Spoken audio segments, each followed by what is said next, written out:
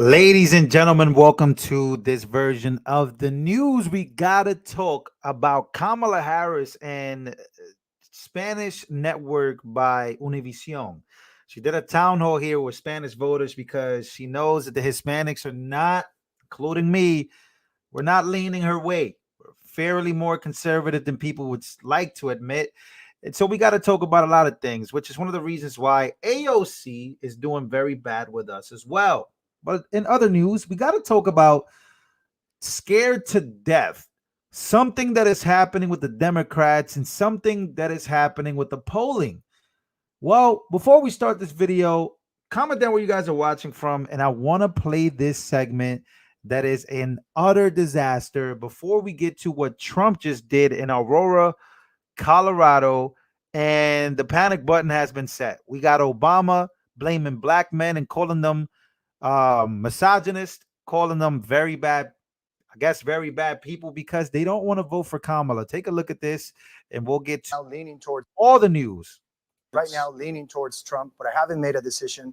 I'm also concerned. This guy, he's a Spanish speaking Hispanic person, obviously, and he is leaning toward Trump. And here's what he has to say to Kamala Harris. Her response is so disastrous. I hope you guys saw this, but if you didn't, please take a look. Right now leaning towards Trump, but I haven't made a decision. I'm also concerned about the way I feel President Biden was pushed aside. Oh.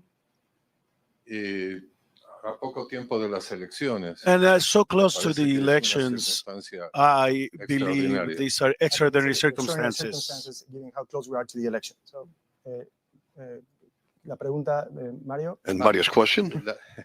The question, Mario. La pregunta es, so the question is, how can you clarify this whole process and how you were elected? Sure. And so even the Hispanic voters are seeing that you were not really elected. Joe Biden was pushed out, and you can see in her reaction, she was like, oh. First of all, thank you for being so candid and allowing me to answer the question. Thank you. President Biden made a decision that I think history will show was probably one of the most courageous that a president could make, which is he decided to put country above his personal interest. Anybody believes this? Are you serious? And he made that decision. He within that same period of time, supported my candidacy and urged me to run. He and I have been partners for the last 4 years. Oh, cut it out. That guy is voting for Donald J. Trump. He even wore a MAGA hat. His vice president, to him as the president. And I am honored to have earned the Democratic nomination. I am honored to have the endorsement of people from every walk of life. You will probably find that I probably have a bigger coalition of people who couldn't seem to be more different than each other. Is she serious right now? I know people. This is why they're panicking. This is such a lengthy, utter disastrous answer to a very prominent question that a lot of people have. Smash the like button if you haven't smashed it. Let's beat the algorithm today, ladies and gentlemen. If you guys can, please hit that like button. Who have come together around my candidacy, from 200 Republicans who worked with and for both Presidents Bush, John McCain, Mitt Romney, including Liz Cheney, the former Congresswoman, and her father, the former Vice President, Dick Cheney, who was supporting me. Former members, very esteemed members, including generals of the national security community. I have the endorsement and support of Alberto Gonzalez, most recently, who of course was Attorney General. I have the support of people from every background, and I believe this is the reason why.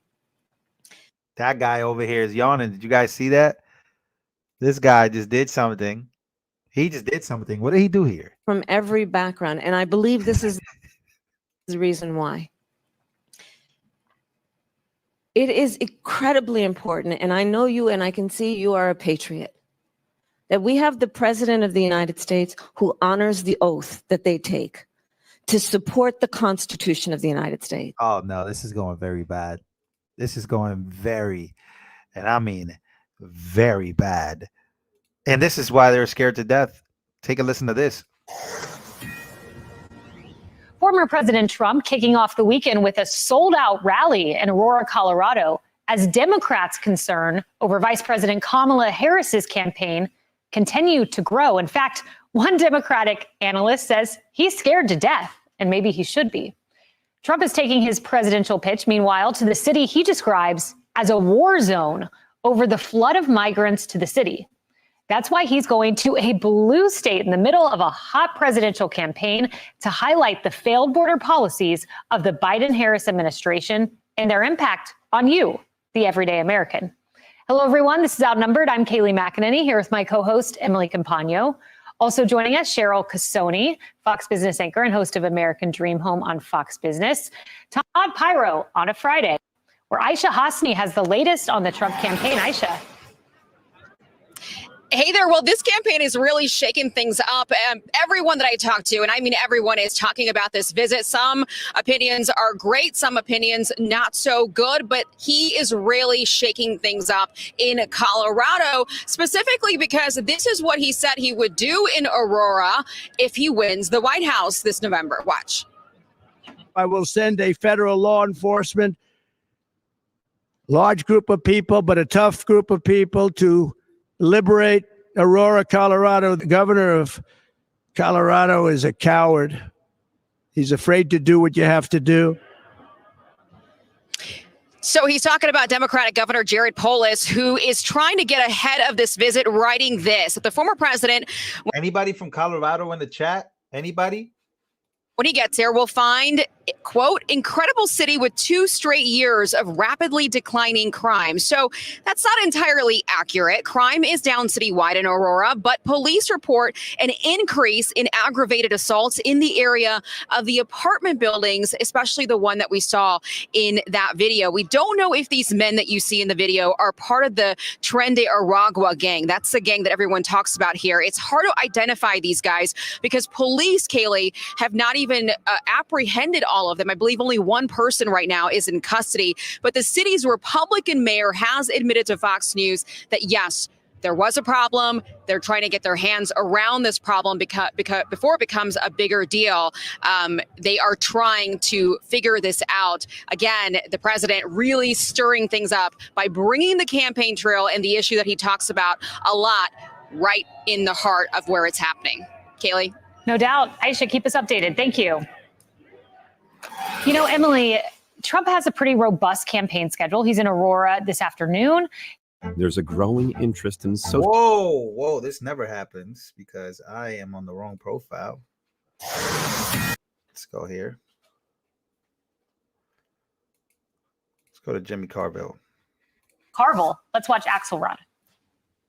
Only thing I feel is the election's coming November 5th. And I'm scared to death, and I'll get a time to, obviously. You're not in a reflective mood. Not in a particular reflective mood right now. I'm very, very concerned. I think the vibe right now isn't great. There's concern. I'm not minimizing the fact that I do think she stalled out about 10 days after the debate.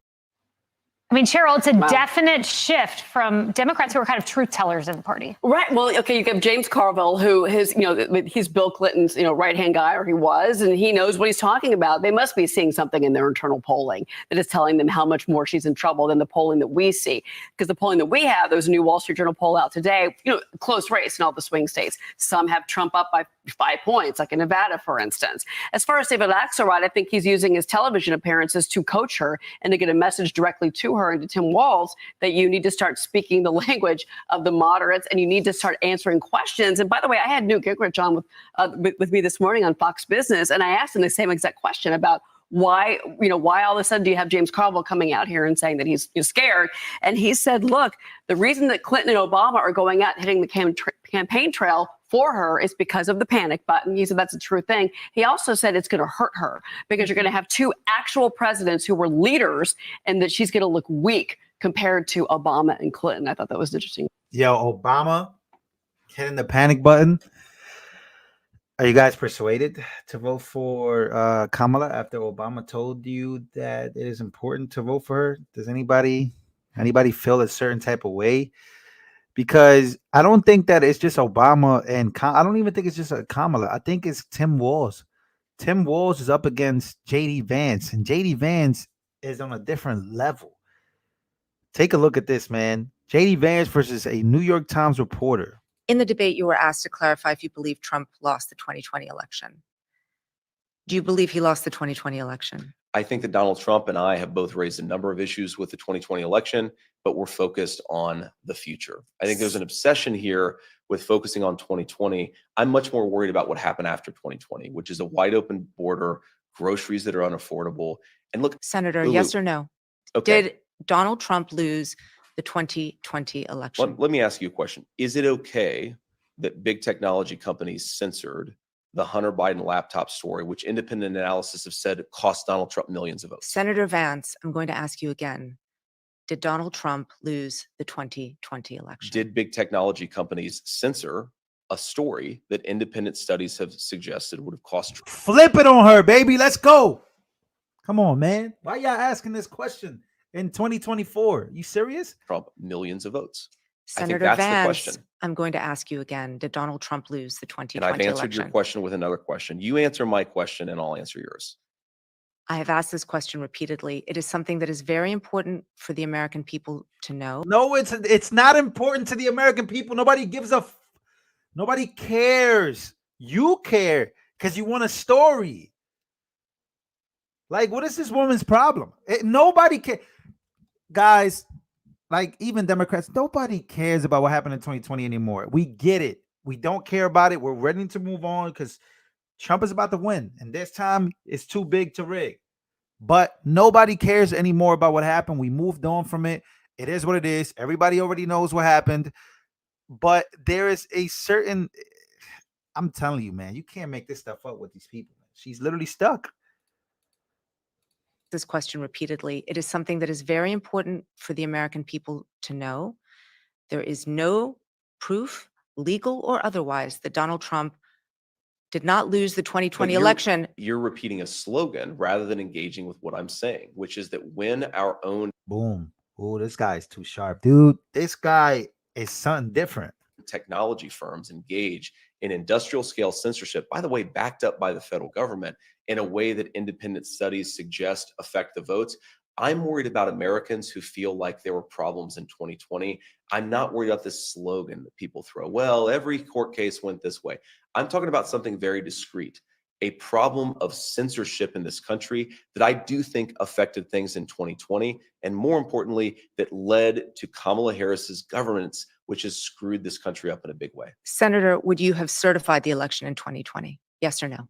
I've said that I would have voted against certification because of the concern that I just raised. I think that when you have technology companies, The answer is no. when you have technology companies, Yeah, these people are the worst. Like, it doesn't get worse than this woman right here. You know, she has about 400, 500 genders that she is.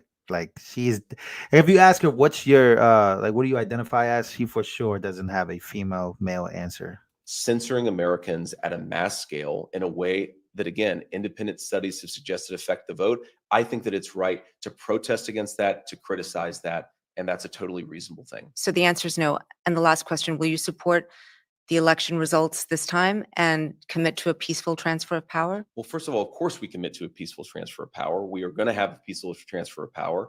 I, of course, believe that peaceful transfer of power is going to make Donald Trump the next president of the United States. But if there are problems, of course, in the same way that Democrats protested in 2004 and Donald Trump raised issues in 2020, we're going to make sure that this election counts, that every legal ballot is counted. We've filed almost 100 lawsuits at the RNC to try to ensure that every legal ballot has counted. I think you would maybe criticize that. We see that as an important effort to ensure election integrity, but certainly we're going to respect the results in 2024, and I feel very confident they're going to make Donald Trump the next president. That's how you deal with that. And once again, Tim Walz has a very huge problem here going forward, because people not only are looking at JD Vance as sharp, people that probably did not think of this guy as somebody that was a good person, now he's looked at as that handsome villain dude, that hillbilly guy who cooked Tim Walz during the debate. Telling you, man, mic drop moment. There's a reason why you have people like James Carville hitting the panic button. This dude right here, he is Democrat strategist. This guy's hitting the panic button. And I think that not only Trump, but I think JD Vance has a lot to do with this. New polling dropping. I think that, Kamala's, appearances are really not helping. So I look forward to seeing the way JD Vance and Donald Trump team up to handle this. I really do. I look forward to this. So make sure to smash the like button. I hope you guys enjoyed this version of the news. Please enjoy the rest of your guys' night. And if you're watching this in the morning or any other time, make sure you have yourself a good time always. We are getting very, very close to the election. See you guys on the next one.